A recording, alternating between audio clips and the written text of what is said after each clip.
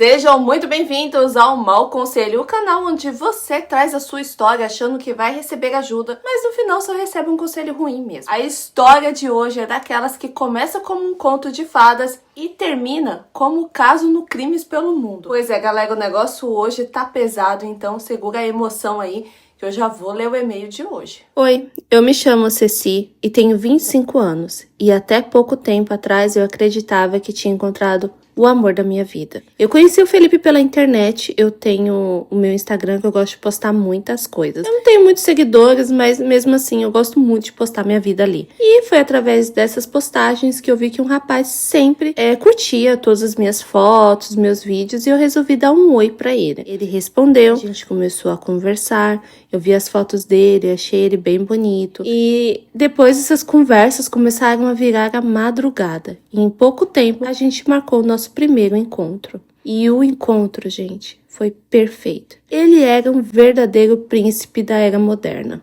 Atencioso, educado, cheiroso. Aquele tipo de homem que olha nos olhos quando fala. A química foi instantânea. E já no primeiro dia, ele me levou para casa dele e ali rolou tudo e foi muito bom.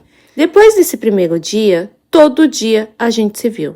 Era em restaurante, cinema, passeios no parque, ou ele me chamava pra ir na casa dele e eu ia. Parecia, sabe, que a gente tinha nascido um pro outro.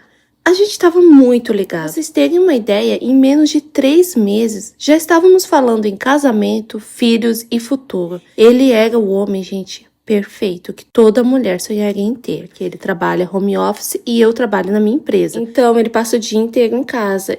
E, gente, a casa dele é um brinco. A casa dele é muito limpa. Quando eu chegava, o jantar já estava pronto. Era tudo incrível. Eu comecei a passar muito tempo na casa do Felipe, muito tempo mesmo. Eu passava, acho que 90% do meu tempo que eu não estava trabalhando na casa dele. Eu comecei a dormir lá, levei minhas coisas pra lá. A gente já estava praticamente morando juntos no apartamento dele. Até que esse meu sonho virou um verdadeiro pesadelo. Eu estava na casa dele, jantei, a gente teve relações, foi tudo incrível, gente, foi maravilhoso aquele dia. E nós fomos dormir. Quando deu por volta das 7 da manhã, eu achei que fosse alguma bomba que tivesse estourado, mas não era. Era a polícia. A polícia invadiu a casa. Isso foi bem traumático pra mim. Eles mandaram eu colocar a mão na cabeça, me colocaram no chão, entraram revirando tudo. Foram direto para o computador do Felipe. E eu não estava entendendo nada. Meu coração estava disparado. E o Felipe tentava manter a calma, dizendo que devia ser um engano, que aquele computador não era dele. E foi aí que eu comecei a achar estranho, porque aquele computador era dele. Ele mexia naquele computador dia e noite. Aquilo, então, não era um engano. Eles confiscaram os computadores, os celulares, tanto o meu quanto o dele, tudo que tinha de eletrônico na casa, eles levaram. E levaram nós dois presos. E, gente, eu só chorava. Eu não entendia nada. Eu precisei ligar para minha mãe. Minha mãe correu para a delegacia. E nós não temos, né, dinheiro. Nós somos pessoas comuns, né, assalariados. Mas a minha mãe, sabendo que eu tinha sido presa, eu contei para ela mais ou menos por telefone. A minha mãe foi até um escritório de um advogado que a gente nem conhecia, conversou com ele e ele foi até a delegacia com a minha mãe. Chegando lá, o delegado veio conversar comigo e mostrar as provas que eles tinham.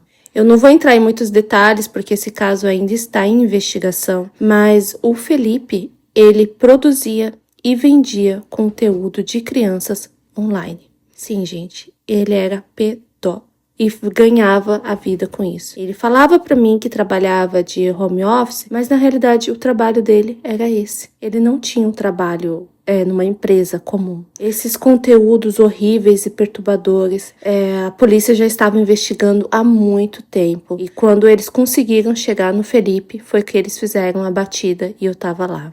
Naquele momento, a minha vida desmoronou. Aquele homem perfeito, o príncipe encantado que eu conheci online, era na verdade um criminoso nojento e podre. E eu fiquei paralisada, sem chão. O advogado que a minha mãe contratou estava ali, então consegui falar com o delegado, o advogado conversou com ele. Mas mesmo assim, eu vou continuar sendo investigada, mas eu voltei para minha casa. O delegado, em meio vendo a minha reação, o meu choro, o meu desespero, ele fala que entende que eu possa não estar envolvida, mas que ele vai investigar tudo. E que se eu tiver qualquer coisinha nessa trama aí, nesse ninho de rato do Felipe, que eu vou ser presa imediatamente.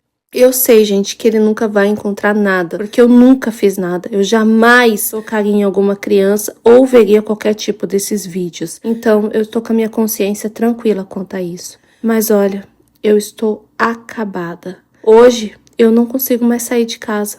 Eu perdi meu emprego, saí do meu apartamento, voltei a morar com a minha mãe. Eu me sinto tão enganada, usada, suja. Eu dividi a minha vida com aquele cara. Eu tenho medo das pessoas descobrirem isso, sabe? Me julgarem, acharem que eu tava envolvida nessa patifaria, nessa nojeira. O Felipe, pelo que eu saiba, ele está preso. Eu nunca mais mantive contato com ele. Ele não me ligou da cadeia. E eu não sei o que vai ser feito dele. Mas, possivelmente, eu vou ter que comparecer ao julgamento dele. E eu não sei como vai ser a minha reação quando eu olhar pra cara daquele homem. Amiga, respira fundo. Você não caiu no conto de fadas, né? Você caiu direto no episódio perdido de Criminal Minds. E não tem como adivinhar isso antes. Ninguém começa um namoro pedindo pra ver o histórico de HD de uma pessoa. Então, se acolhe aí, você não é culpada por ter acreditado no que parecia perfeito. E a polícia vai investigar e vai ver o mesmo, que você nunca acessou nada e nunca teve participação nesse crime. Agora, vira a chave aí.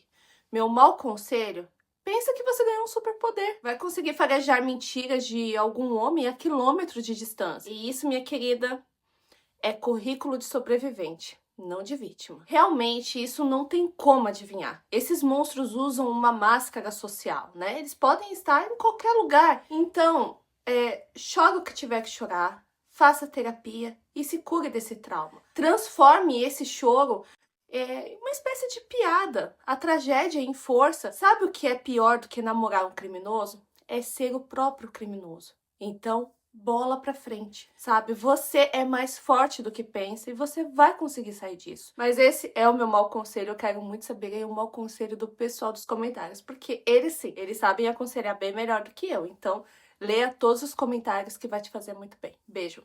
Tchau, tchau.